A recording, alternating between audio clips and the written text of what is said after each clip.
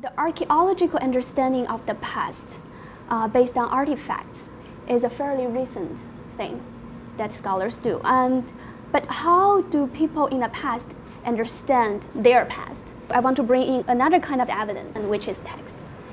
This piece of text that I want to introduce is from Shangshu, which is called the classics of the document.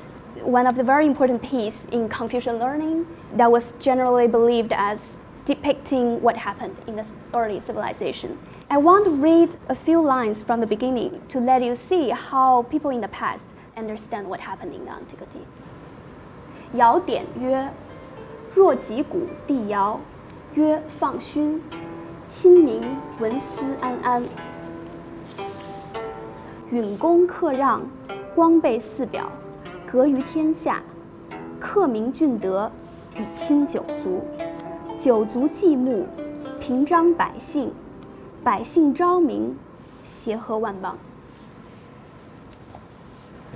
So in the small characters then are the commentary on that. Yes. Okay, good. What I read is the main text, Okay, and then the characters. smaller characters are from later scholars who try to understand what is going on in the myth. So what we can draw from this account of the early stories of the antiquity, I think it is a depiction of the benevolent rule of one of the sage kings whose name is Yao, and how he contributed to the original model of the civilization.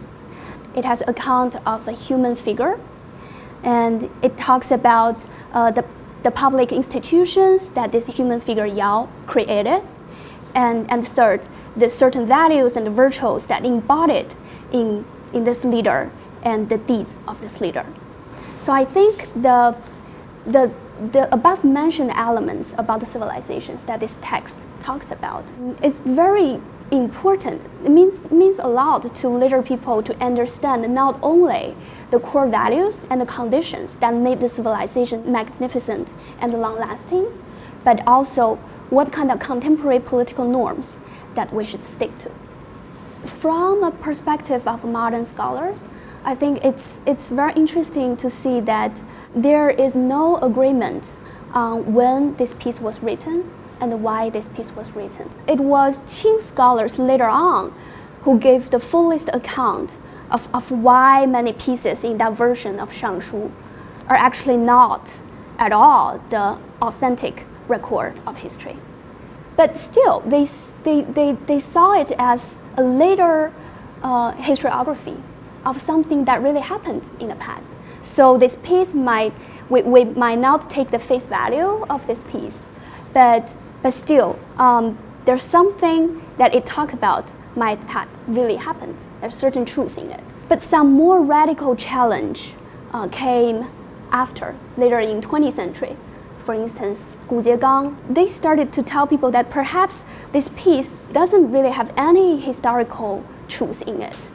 It might be just a literary creation or even a fabrication. That means that not only the factual account about the sage kings in this piece are unreal, but also traditional account of how the civilization was built and the kind of core values embodied in this model of civilization are groundless. Well, that leaves us with a big problem, doesn't it? What are the values that we see represented here? And so the question is, at what point are those values being defined? And it certainly is not in the time of Emperor Yao. One of the things we have to do in a course like this, where we're trying to talk about Chinese history, is pull together two kinds of traditions of knowledge. One is the modern tradition, science-based, artifact-based, textual critical-based, right? But the other is the ways in which through history China has defined itself, that artwork whose medium is history. And for both of these, we want you to have a chance to pay attention to looking at artifacts closely. And Chris, you've arranged a whole series of images that we'd like the students to engage with, the learners to engage with. And one, you've actually provided a series of texts which you'd like students to read very carefully, both of which address the question of the origins of civilization. Throughout this course, we want to really pay attention to what it means to read something carefully to understand the purposes for which it was written, but also to look at things carefully, whether it's artifacts today, or as you'll see in the next module, some extraordinary bronze vessels, and later on extraordinary paintings and works of calligraphy.